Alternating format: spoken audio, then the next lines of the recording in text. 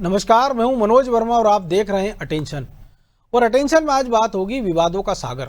जी हां, सागर जिले की राजनीति एक बार फिर सुर्खियों में है। कैबिनेट मंत्री गोविंद सिंह राजपूत और पूर्व मंत्री भूपेंद्र सिंह के बीच अदावत किसी से छिपी नहीं है और अब मामला जेसी नगर का नाम बदलकर जय शिव नगर करने के मुद्दे पर भी ये टकराव गहरा हो गया है। गोविंद सिंह राजपूत ने बिना नाम लिए भूपेंद्र सिंह पर निशाना साधा और कहा कि भैया अपना घर देखो, हमारे जेसी नगर पर पत्थर मत फेंको। अब दोनों नेताओं के बीच की सियासी गुटबाजी पर कांग्रेस चुटकी ले रही है, लेकिन सवाल ये है कि क्या दोनों नेताओं के बीच की ये लड़ाई अस्तित्व बचाने की है और आखिर इस खींचतान का अंत कब होगा और क्यों पार्टी नेतृत्व इसे सुलझा नहीं पा रहा। आज चर्चा इन्हीं सवालों के आसपास करेंगे, लेकिन पहले ही रिपोर्ट देखिए।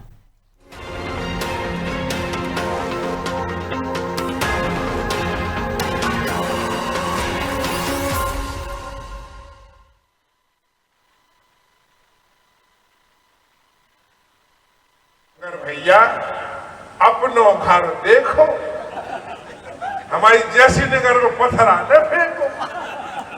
तुम्हें जो बनाने सो अपने जाओ, तुम्हारा घर है, तुम्हारी विधानसभा है, उधर करो। जैसी नगर के लोग अब दूसरों की बातों में आने वाले नहीं हैं। मंत्री गोविंद सिंह का ये बयान बताता है कि अभी भी उनके और पूर्व मंत्री भूपेंद्र सिंह के बीच की अदावत खत्म नहीं हुई है।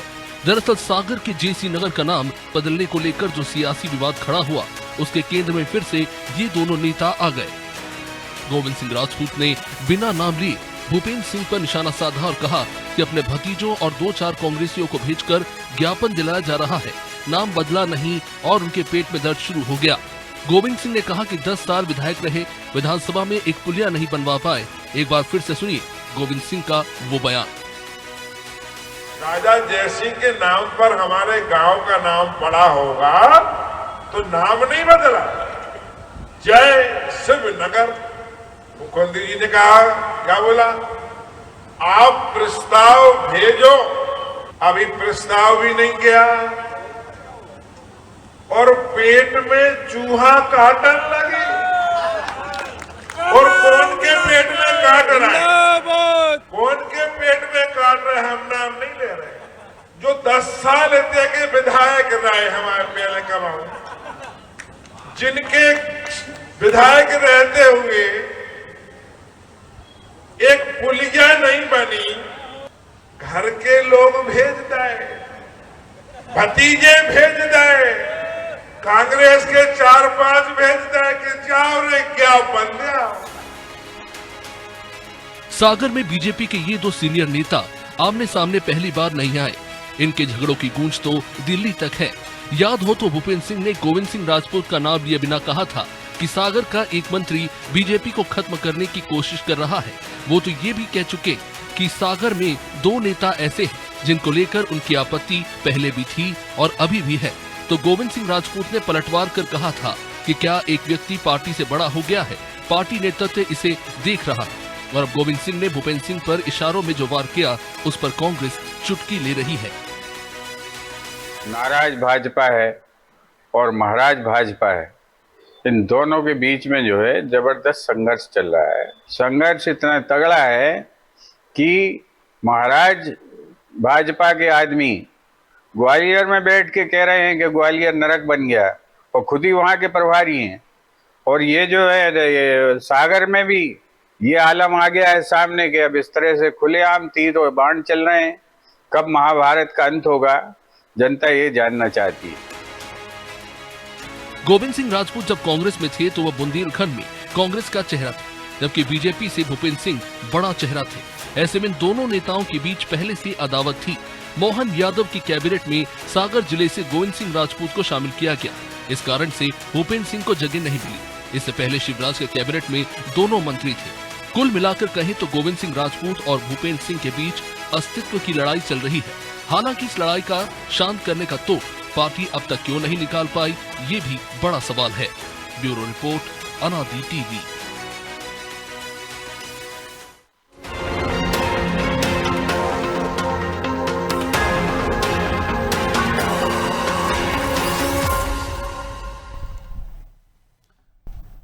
तो इसी पर चर्चा करने के लिए हमारे साथ जुड़ गए हैं वरिष्ठ पत्रकार चैतन्य भट्ट और हमारे सहयोगी प्रभु पटेरिया और ब्रजेश चौक से। वो स्वागत है चैतन्य जी आपका अनादि टीवी में। नमस्कार। और एक कहावत है, सूत न कपास जुलाओ में लट्ठम लट्ठा, कि एक नगर का नाम प्रस्तावित किया गया कि इसका नाम बदल के ये कर दिया जाए, और अभी तो उसका प्रस्ताव भी नहीं गया है, वो मंत्री खुद मंच से कह रहे हैं, लेकिन उसके बाद भी बयानबाजी तेज हो गई, एक दूसरे के खिलाफ एक बिल्कुल मोर्चा खोल दिया गया। और खुद को सबसे अनुशासित पार्टी के बताने वाली बीजेपी में ये सीन किस ओर इशारा कर रहे हैं? क्योंकि झगड़ा नया नहीं है, पिछले साल दिसंबर में भी ऐसी स्थितियां बनी थी, मामला जबकि तत्कालीन प्रदेश अध्यक्ष वी डी शर्मा तक पहुंच गया था, और भूपेंद्र सिंह ने तब पूछ लिया था कि वी डी शर्मा कौन है, वो तो एबीपी से भी 4-5 साल हुए हैं, हमको तो पार्टी में 3 दशक हो गए। मनोज जी, देखिए, ये जो भूपेंद्र सिंह वर्सेस गोविंद सिंह राजपूत का मसला है, ये बहुत लंबे समय से चल रहा है।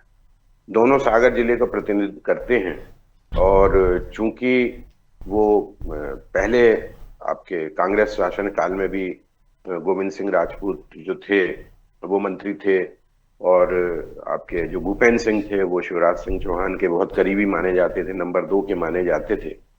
अब स्थिति ये हो गई है कि वो चूंकि सरकार आपके ज्योतिरादित्य सिंधिया के पराभव, इसके दल बदलने के कारण बनी थी, तो जाहिर सी बात है कि उनके लोगों को आपको करना ही पड़ेगा, मंत्रिमंडल में शामिल करना पड़ेगा। और ये शर्त भी रही होगी कि भाई हम अगर पार्टी छोड़ रहे हैं या कमलनाथ की सरकार गिरा रहे हैं तो हमें बाकायदा उचित स्थान मिलना चाहिए।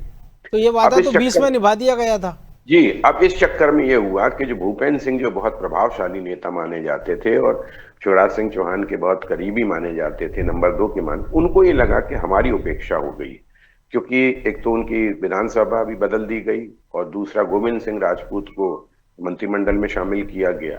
तो ये जो इतने लंबे समय तक जो सत्ता में रहता है और जब सत्ता में नहीं रहता है तो उसकी जो खींच है वो स्वाभाविक है।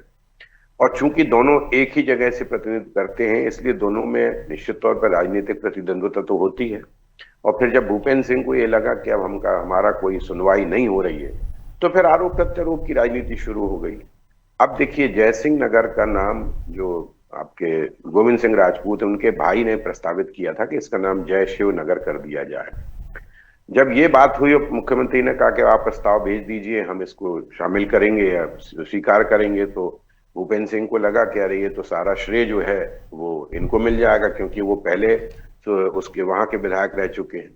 तो उन्होंने अपने भतीजों को भेजा और इसका विरोध किया। चूंकि वो दांगी समाज से आते हैं भूपेंद्र सिंह, इसलिए दांगी समाज भी उसमें शामिल हो गया। तो ये जो झगड़ा है ये आज का नहीं है, बहुत लंबे समय से है, और उसके निपटारे के लिए भारतीय जनता पार्टी का शीर्ष नेतृत्व क्यों कोई कार्यवाही नहीं कर रहा, ये भी बड़ा एक सवाल है। दिक्कत क्या हो रही है कि जो सिंधिया गुट है और जो भारतीय जनता पार्टी का गुट है, उसमें अब खुलेआम युद्ध शुरू हो गए हैं। जैसे अभी आपने देखा भी होगा कि मंत्रिपरिषद की बैठक में प्रद्युम्न सिंह तोमर ने स्पष्ट तौर पे कहा कि भाई ये तो ग्वालियर जो है, ग्वालियर का मामला उठाया जी, ग्वालियर नरक बन गया है, वहां कोई सुनवाई नहीं होती है। और उसके बाद जब मुख्यमंत्री ने उनसे पूछा प्रभारी से, वो मैं तुलसीराम सिलावट, तो उन्होंने भी हामी भर दी। तो ये जो दोनों के बीच में झगड़ा चल रहा है, सिंधिया गुट वर्सेस भारतीय जनता पार्टी, तो ये कहाँ तक जाएगा? अभी आप देखिए कि एक जो दरोगा है उसके खिलाफ भी इसी तरह की बात वहां के विधायक ने की है, जो इनके करीबी माने जाते हैं आपके ज्योतिरादित्य सिंधिया के। तो ये जो झगड़ा है ये बहुत लंबे समय से चल रहा है और इस पे निश्चित तौर पे ध्यान देना चाहिए।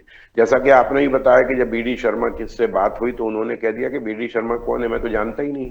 अब भूपेंद्र सिंह ने अगर प्रदेश अध्यक्ष को इस तरह की बात कही, तत्कालीन हालांकि उन्होंने सफाई दी थी नहीं वो ठीक है सफाई, लेकिन पहले तो यही बोल दिया ना कि भाई वो तो 2-4 साल पहले आए हैं भारतीय विद्यार्थी परिषद से, मैं तो बरसों से भारतीय जनता पार्टी में हूँ। तो इस पर भी अगर संज्ञान पार्टी ने नहीं लिया तो मुझे लगता है कि पार्टी क्या सोच रही है क्या नहीं सोच रही है ये बड़ा, क्योंकि भारतीय जनता पार्टी बड़ी अनुशासित पार्टी मानी जाती है और उसमें इस तरह के बयान बिल्कुल स्वीकार नहीं किए जाते। कांग्रेस की बात अलग है कि वहां तो जो चाहे वो बयान दे देता है, अराजकता की स्थिति है, लेकिन दो प्रभावशाली नेता जो एक ही जिले का प्रतिनिधित्व करते हैं वहां इस तरह की बात हो रही है। और जिस तरह की भाषा का वो उपयोग कर रहे थे, गोविंद सिंह राजपूत के पेट में चूहा काटने लगा, इस तरह की भाषा का उपयोग भी किसी मंत्री को शोभा नहीं देता। 10 साल का जो मंत्री रहा, विधायक रहा, उससे आप कह रहे हो कि उसके बारे में आप अब ये इधर से ये भी आरोप प्रत्यारोप चल रहे हैं कि जमीनों का इन्होंने बहुत लंबा कब्जा कर लिया है अपने साले कहते हैं कि हमको साले ने तो अलग एक जमीन जांच चली रही है जी। जी वो लेकिन जांच से होता क्या? मंत्री के खिलाफ कोई जांच चलती है क्या? कभी हुआ है ऐसा कि कोई मंत्री उसमें नहीं, जैसे भूपेंद्र सिंह हमेशा मंत्री नहीं रहे, हो सकता है ये भी ना रहे, ये भी है ना। संजय पाठक के खिलाफ कितने आरोप लग रहे हैं लेकिन कुछ नहीं हो पा रहा, जबकि वो तो सिर्फ विधायक है। तो इसलिए इस तरह की जो अपने अपने अस्तित्व की लड़ाई है, भूपेंद्र सिंह को ही लगता है कि अब हमारा जो अस्तित्व है या प्रभाव है धीरे धीरे कम होता जा रहा है, और इसलिए वो इस तरह की बात कर रहे हैं। और ये जो नाम बदलने की बात है, तो देखिए किसी भी जगह का आप नाम बदलने से कोई फर्क नहीं पड़ता है, आपको उसकी सूरत बदलने से नहीं सीरत बदलने की जरूरत होती है। आपने तमाम जगह के नाम बदल दिए, नर्मदापुरम हो गया, गुटेगांव श्रीधाम हो गया, लेकिन वो वैसे ही के वैसे ही आज भी उसी तरह के पिछड़े हुए जिले हैं वो। तो नाम बदलने से क्या फर्क पड़ने वाला? दूसरा, फिर वो आपके गोविंद सिंह राजपूत कह रहे हैं कि हम जय सिंह का नाम तो रख ही रहे हैं, जय शिवनगर रख रहे हैं, उसमें किसी प्रकार का कोई वो नहीं होना चाहिए, विवाद नहीं होना चाहिए, क्योंकि अगर आप ये बोल रहे हो कि हम वहां के राजा को भूल गए तो ये भी गलत बात है, हम तो उसमें जय शिवनगर कर रहे हैं। और ऐसे में राजाओं के नाम पे तो फिर हो सकता है कि ग्वालियर को सिंधिया नगर करना पड़े, भोपाल को नवाब नगर करना वो पड़े, तो कोई बड़ी चीज नहीं है। ये तो बड़ी चीज। लेकिन मैं आऊंगा आपके पास चेतन जी, प्रभु जी, लेकिन ये अकेला उनके जो सिंधिया गुट के सांसदों की बीमारी नहीं है। आज की भी जो दो खबरें आई है कि जो ग्वालियर सांसद है भारत सिंह कुशवाहा शिवपुरी में बैठक लेते हैं, जहाँ के सांसद हैं ज्योतिरादित्य सिंधिया केंद्रीय मंत्री, और जहाँ के सांसद केंद्रीय मंत्री सिंधिया हैं वो बैठक लेते हैं ग्वालियर में जिला प्रशासन की सड़कों को लेकर। तो ये भी तो एक अनुशासनहीनता है ना कि आप अपने क्षेत्र के अलावा या तो उस क्षेत्र के सांसद के साथ आप बैठक कर लीजिए कि उसको भी लगे। तो ये बीमारी सिंधिया गुट के तमाम सारे लोगों में, अगर एक अपवाद छोड़ दिया जाए अगर हमको तुलसी सिलावट को छोड़ के, तो इसका हल क्या है? क्योंकि पिछले साल भी यह विवाद बढ़ा था, तब नेतृत्व ने कोई इस पर स्टेप नहीं लिया। इसके अलावा हम देखते हैं कि छोटे मोटे झगड़ों में हम खबरें देखते हैं कि विधायक को भोपाल बुलाया गया, उसको डांटा जाता, फटकारा जाता है, फिर वो कोई विधायक हमको दिखता है वो भागते हुए जा रहा है, कैमरे से बचते हुए जा रहा है, गाड़ी में बैठते नजर आ रहा है। लेकिन इन मामलों में ऐसा हमको दिखाई नहीं देता, ऐसा लगता है कि नेतृत्व भाग रहा है। देखिए मनोज जी, वो अभी हम कांग्रेस की नेताजी जो बाइट दे रहे थे वो सुन रहे थे, नाराज भाजपा सिंधिया भाजपा, तो लगभग वैसा ही मामला है। आपने इतने सारे लोगों को आयात कर लिया है पार्टी में, वो पार्टी में समाहित नहीं हो पा रहे हैं, और जो भी बड़ा नेता आ रहा है वो अपने साथ एक पूरा फौज लेके आ रहे हैं, समर्थकों की पूरी के साथ बड़ी एक लंबी श्रृंखला चली आती है कांग्रेस में तो लीडर के साथ जी, और वो उसको यहाँ पे एडजस्ट अपना वजूद बना के रखना है, तो उसको अपने लोगों पर भरोसा करना होगा। जो बाहर से आया हुआ व्यक्ति भाजपा के जो मूल कार्यकर्ता है, जो उनके खिलाफ हमेशा चुनाव लड़ते रहे या उनके खिलाफ चुनाव प्रचार करते रहे, वो उनसे एकात में नहीं जोड़ सकते। तो आप मुकदमे झेले, गाली गलौच हुई, पिटे भी हैं जी, अपनी टीम बनानी है तो अपनी टीम आप लेकर आए, उसको मजबूत करना है ताकि आप जो है आपकी स्थिति मजबूत रहे। तो वो स्थिति है, और भारत सिंह कुशवाहा ज्योतिरादित्य सिंधिया कोई नया मामला नहीं है। इसके पहले भी ग्वालियर में एक बैठक उन्हें रख ली थी, और जिसमें भारत सिंह कुशवाहा के विरोध के चलते वो बैठक टालनी पड़ी थी। तो ये स्थितियां वहां पर है कि आपको जब आपका क्षेत्र नियत है, अब अपने क्षेत्र तक सीमित रहे, दूसरे क्षेत्र में ना जाए, तो ये बिल्कुल तय लाइन है। इसको पार्टी को यादव के साथ भी होते देखा था जी, इसको पार्टी को तय करना है। भारतीय जनता पार्टी प्रदेश नेतृत्व को ये तय करना है कि यदि आपको कहते हैं कि आप अनुशासित पार्टी हो, तो अनुशासन का डंडा आपका सब पर समान रूप से चलना चाहिए। बिल्कुल, कि छोटों पर चले बड़ों पे ना चले, ऐसा भी नहीं होना चाहिए। या फिर आप ये कहना ही भूल जाइए कि आप अनुशासित पार्टी, ये कहिए कि हम पार्टी में डिफरेंस कभी हुआ करते थे, अब पार्टी में डिफरेंसेस हैं। तो ये आपको या फिर उस स्थिति पर आना होगा कि भाई आपने कांग्रेस को लोगों को अपने साथ समाहित किया है, तो कांग्रेसी कल्चर में आ गए आप, तो अपने आपको चरित्र बदल गया है आपका, तो वैसे होना चाहिए। तो ये तो ग्वालियर का मामला है। यहाँ जरूर ये है कि भूपेंद्र सिंह पहले वहां से विधायक रहे हैं, दोनों एक दूसरे के खिलाफ चुनाव लड़ते रहे हैं, दोनों ने एक दूसरे को हराया है। तो स्वाभाविक तौर पर ये लड़ाई यहाँ पे बहुत पुरानी कार्यकर्ताओं की लड़ाई है। अब शुरुआत इसकी वहीं से हुई थी ना, जब भूपेंद्र सिंह ने कहा था कि कांग्रेस से आए हुए लोग बीजेपी के मूल कार्यकर्ताओं को नुकसान पहुंचा रहे हैं, उनके खिलाफ झूठे मामले बनवा रहे हैं। तो इस तरीके से अरुणोदय चौबे को वापस मतलब कांग्रेस से बीजेपी में ले आते हैं। तो ये वहां से ये शुरुआत हुई थी, और निश्चित तौर पर आप यदि आए हैं,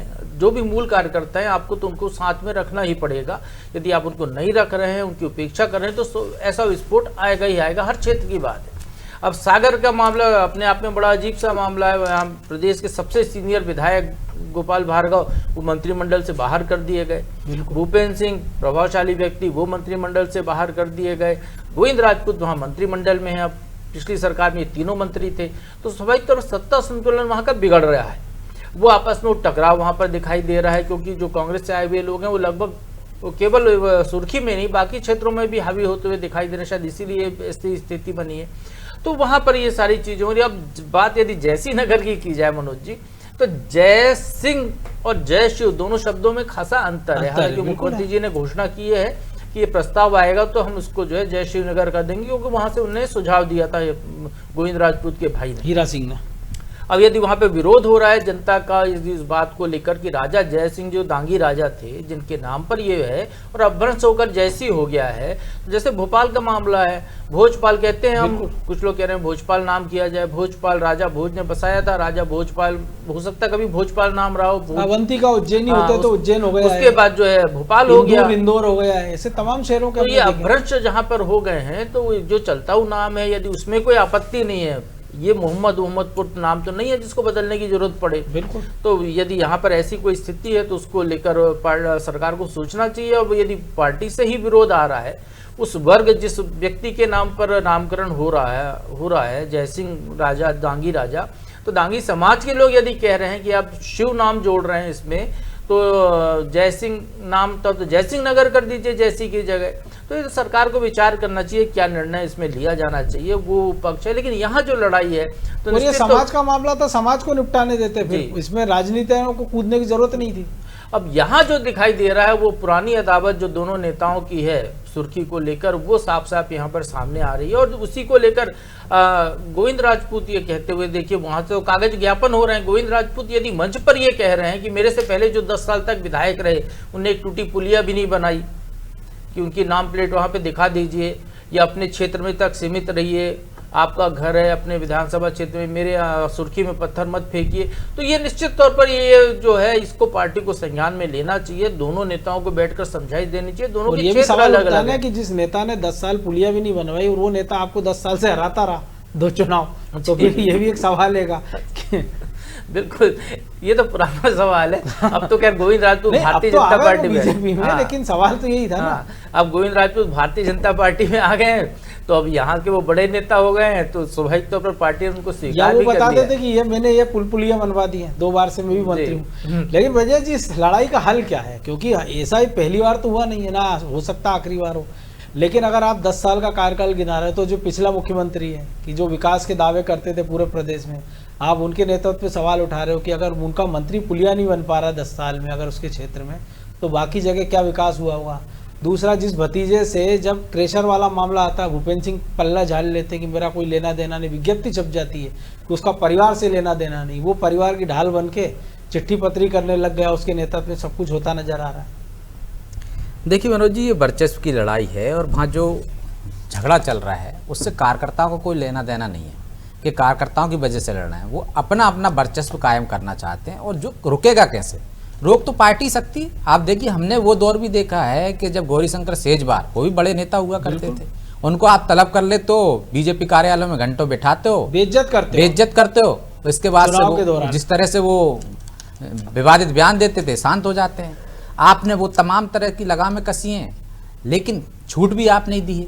यदि गोविंद सिंह राजपूत और भूपेंद्र सिंह के बीच में लगातार विवाद हो रहे थे, शुरुआत में इन विवादों को क्यों नहीं थामा, एक लक्ष्मण रेखा क्यों नहीं खींची गई? आप पार्टी खींच सकती थी कि भाई आप सुर्खी देखिए, आप अपना क्षेत्र देखिए। ऐसी लक्ष्मण रेखा आप क्या ग्वालियर शिवपुरी में नहीं खींच सकते थे क्या? पोहरी में विधायक कार्यकर्ताओं की बैठक लेते हैं, सिंधिया जी वहाँ बैठक लेते हैं, वो शिवपुरी में लेते हैं, विवाद आते ही ना। ऐसे ही विवाद हमने गुना में भी देखा है, जब वहाँ पे बाकायदा सिंधिया जब आपकी पार्टी में आ जाते हैं तो आपके मौजूदा सांसद के बीच में क्या विवाद होते थे। तो ये विवादों को हवा क्यों मिली? क्योंकि आपने कार्रवाई नहीं की। बीजेपी पहले कार्रवाई करती थी, अनुशासनहीनता पर कार्रवाई करती थी। हमने देखा उमा भारती पर आपने कार्रवाई कर दी थी ना, तो आप कार्रवाई क्यों नहीं कर पा रहे? आप कार्रवाई नहीं कर पा रहा, इसलिए इस तरह के विवादित मामले। और अभी 3 महीने पहले अध्यक्ष ने पहले उसमें यही शब्द ही कहे थे कि कोई पार्टी लाइन से दाएं बाएं होगा तो अंजाम ठीक नहीं होगा। लेकिन ऐसा लग रहा है ना मनोज जी, कुछ नेता पार्टी से ऊपर हो गए हैं, या वो अध्यक्ष को कुछ समझते नहीं है, या जो पार्टी का हाईकमान है वो देख नहीं रहा है, वो नजरअंदाज कर रहा है। तो जो प्रभु जी कह रहे थे कांग्रेस से आए लोग कांग्रेस का कल्चर ले आए, तो या तो आप ऐसा पूरा कल्चर अपना लीजिए। जो मुख्यमंत्री का कार्यक्रम हमने उसमें देखा ना, उसमें गोविंद सिंह होते हैं, आपकी जना भूपेंद्र सिंह होते हैं न गोपाल भार्गव होते हैं। हम केपी यादव की प्रतिमा वाला देखा कि तमाम सारे विधायक सांसद होते हैं लेकिन सिंधिया गायब रहते हैं वहाँ से। और जब केपी यादव कोई कार्यक्रम करते हैं तो वहाँ से सिंधिया गायब हो जाते हैं और मुख्यमंत्री पहुंच जाते हैं। ऐसा एक जगह नहीं हो रहा है। आप उज्जैन में चले जाइए, सांसद और विधायकों के बीच में क्या चल रहा है। तो ये बीजेपी में जो अनुशासनहीनता बढ़ रही है वो लगता है वो एक तरह से स्पष्ट हो गई है कि अब जो संगठन की जो पकड़ हुआ करती थी, जो अनुशासन का डंडा हुआ करता था, जिसको तेल पिला पिला के वो अनुशासन का पाठ पढ़ाते थे, वो किसी कोने में रख दिया, उसके या तो संदूक में बंद करके ताला लगा दिया।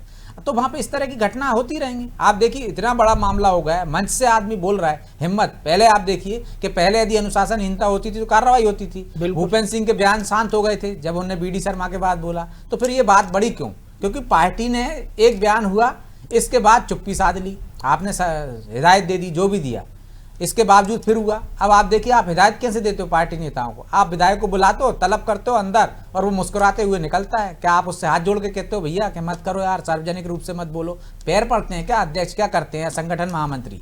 कैसे समझाइश देते हैं कि हंसते हुए निकलता है? नहीं, वो तो अंदरूनी बात थी। आप सीधे सीधे नोटिस दीजिए ना, चेतावनी दीजिए। लेकिन यहाँ तो आप कार्रवाई नहीं कर पा रहा है। पहले जैसी हालात नहीं है आपके, क्या आपके पास बहुमत की कमी हो, कि सरकार गिरने का डर हो, या सिंधिया जी बड़े नेता हो गए, वहां से आके इतने पावरफुल हो गए कि अब उनके समर्थकों के, जो उनके साथ लोग आए थे, उन पर आप कोई अनुशासन का डंडा नहीं चला सकते हो। उन पर नहीं चला सकते तो अपने लोगों पे कैसे चलाओगे आप? बिल्कुल। या तो अपने लोग भी अनुशासन भूल गए हैं। तो निश्चित तौर पर इसके लिए पार्टी को संज्ञान लेने की जरूरत है। पार्टी अनुशासनहीनता तो दूसरे आया, उसके कारण ही हुई ना, जिसके जवाब में सब हो रहा है, क्रिया की प्रतिक्रिया। हाँ, क्रिया की प्रतिक्रिया हो रही है, लेकिन हमने पार्टी में पहले भी देखा मनोज जी, पार्टी में पहले भी इस तरह की बयानबाजी होती थी, लेकिन इस तरह से नहीं होता था ना क्रिया की प्रतिक्रिया। यदि किसी एक नेता ने बोल दिया तो उसके जवाब में उस तरह के बयान नहीं आते थे ना। तो पार्टी में भी अनुशासन की सीमा तो सब लांघ रहे हैं, चाहे वो भूपेंद्र सिंह हो, चाहे गोविंद सिंह राजपूत हो। गोविंद सिंह राजपूत इस आधार पर नहीं बच सकते, वो कांग्रेस से आए हैं तो उनको उतना वो नहीं हो। भूपेंद्र सिंह इस आधार पर नहीं बच सकते हैं कि भैया क्रिया की प्रतिक्रिया दे रहे हैं। जो लोग आए, ऐसा थोड़ी कि सभी को मंत्री बनाया, अब तो तीन ही लोग बचे हैं। तो आप देखिए यदि आपके कार्यकर्ताओं के साथ कहीं वहां पे भेदभाव हो रहा है तो ये पार्टी को देखना चाहिए ना। जो पार्टी के दरी बिछाने से लेके यहाँ तक है, गोविंद सिंह के आने से यदि कार्यकर्ताओं के साथ भेदभाव हो रहा है, उनके साथ कोई पक्षपात हो रहा है, उनको वहां पे प्रताड़ित किया जा रहा है, तो ये कौन देखेगा? पार्टी देखेगी। पार्टी फोरम को बताना चाहिए। कह रहे हैं ना कि मैं 41,000 से जीता हूँ और मेरे क्षेत्र से पार्टी 86,000 से। ऐसा लग रहा है कि उन्हीं के कारण पार्टी सागर जीत रही, वरना वो जीत ही नहीं पाती। अरे आप देखिए ना, इससे पहले भी बीजेपी में आने के पहले कितने से जीतते थे? वही तो, और हारे भी है ना, 2000 3000 और बड़ा नजदीकी मामले। और आनंद अहीर आखिरी सांसद रहे सागर के 1984 के बाद। तो ये सारे तथ्य, लेकिन अब हो सकता है पार्टी नेतृत्व इस पर कुछ विचार करे। बहरहाल वक्त इतना ही था। बहुत धन्यवाद चैतन्य जी आपका। तो शेक्सपियर ने भले ही कहा था कि नाम में क्या रखा है, लेकिन मौजूदा विवाद देखकर लग रहा है कि नाम में बहुत कुछ रखा है। लेकिन सबसे बड़ा सवाल है कि जो मामला बंद कमरों के बीच सुलझाया जा सकता था, या जब मंच पर यह नाम रखने की बात आई, तब क्या मुख्यमंत्री के संज्ञान में चीज़ नहीं लाई गई थी कि इसका नाम ये जयसिंह नगर है? जयसिंह नगर हो सकता था, यहाँ के राजा थे, और उनको ये कह दिया गया कि जयशिव नगर कर दिया जाए। तो दांगी राजा का नाम बदलने के पीछे दिमाग किसका था? और अब जो मौजूदा विवाद है उसके पीछे दिमाग किसका है? पार्टी नेतृत्व इस पर शायद संज्ञान ले। अटेंशन में आज इतना ही। मुझे दीजिए इजाज़त, और आप देखते रहिए अनादि टीवी। नमस्कार।